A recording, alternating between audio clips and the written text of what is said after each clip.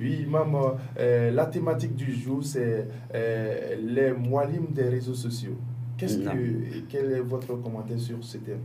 Alhamdulillah, je pense que le thème, quand il m'a été soumis par la grâce d'Allah subhanahu wa ta'ala, ça m'a enchanté. Et en même temps, il y a eu beaucoup d'amertume également à mon niveau. Donc,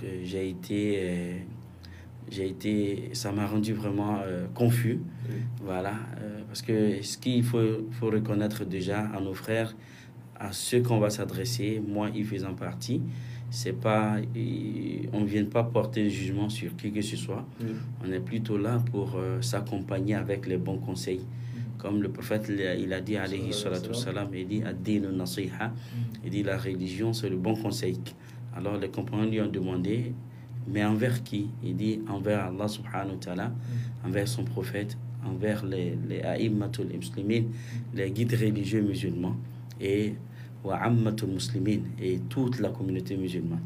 Donc la sincérité ici, c'est de s'enjoigner mutuellement la vérité, wa tawasaw bil haqqi wa tawasaw bis sabr, s'enjoigner mutuellement la vérité et s'enjoigner mutuellement la patience.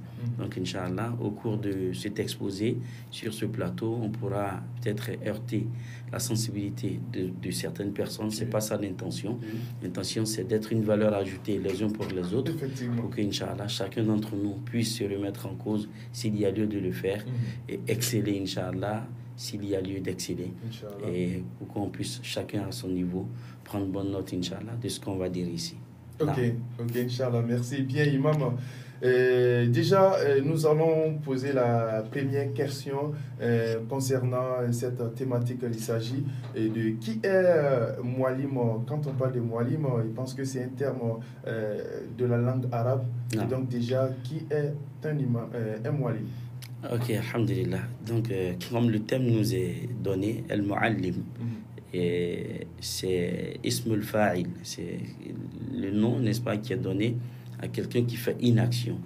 Et l'action ici, c'est la transmission donc de la science, la transmission donc du savoir, la transmission de la législation ou encore de tout ce qui a trait à la religion dans ce contexte-là.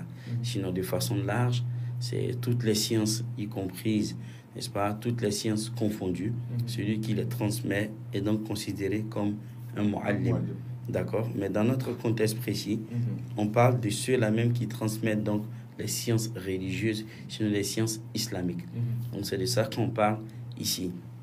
Donc le muallim, bien entendu, c'est quelqu'un qui a reçu une science et par la grâce d'Allah qui va essayer de transmettre cette science-là. Et c'est sûr qu'au cours de notre exposé, Inch'Allah, on va définir son profil. Voilà, qu'est-ce qui fait de lui un muallim?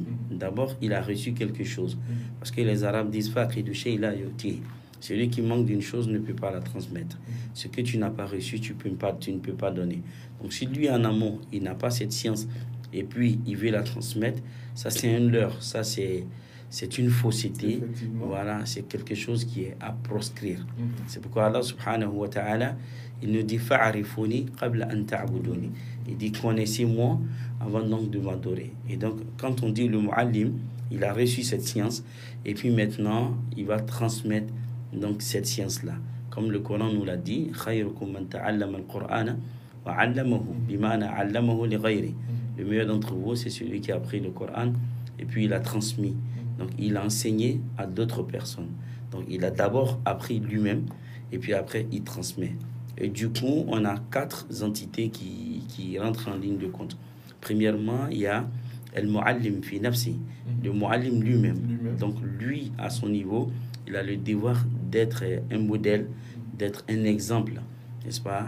C'est de ça qu'il est question, lui le concernant, principalement parlant. Parce que Allah subhanahu wa ta'ala dans le Coran, il dit ata'muruna an-nasa bil birri wa tansawna anfusakum wa antum tatluna al-kitab afala ta'qilun. Il dit allez vous ordonner aux gens de faire le bien, n'est-ce pas, et leur interdire de faire le mal, alors que vous vous oubliez vous-même. Est-ce que vous avez une cervelle?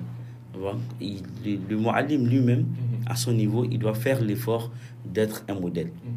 Allah subhanahu wa ta'ala dans Surat al-Muddathir, il dit au prophète alayhi salatu wassalam, il dit wa thiyabaka fatahhir. Il dit, et quant à tes vêtements, il faut les purifier. Inda ba'd al-mufassirin, certains exégètes, n'est-ce pas, du Coran, ils disent que l'habit dont Allah il parle ici, quand il parle au prophète sallallahu alayhi wa sallam, il parle de lui-même, son modèle, il parle de son comportement, il parle de l'image qu'il va donner. Wa innaka la'ala khuluqin azim, certes tu es doté d'un caractère éminent. Donc il y a lui d'abord en tant que première entité. Il y a deuxièmement ce qu'on va appeler al-mad'u, celui à qui il transmet donc cette science-là. Donc ce dernier-là, quand il va vers lui, le mu'allim donc en question a le devoir d'observer certaines réactions ou certaines vertus. Premièrement, il a le devoir d'être doux dans ses propos.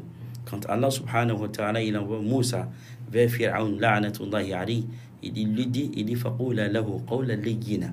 Il dit quand tu vas vers Pharaon, il faut lui tenir des propos doux, des propos qui vont dans le sens du respect, apaisé, dans le sens, n'est-ce pas, de la courtoisie, dans le sens, n'est-ce pas, de la douceur.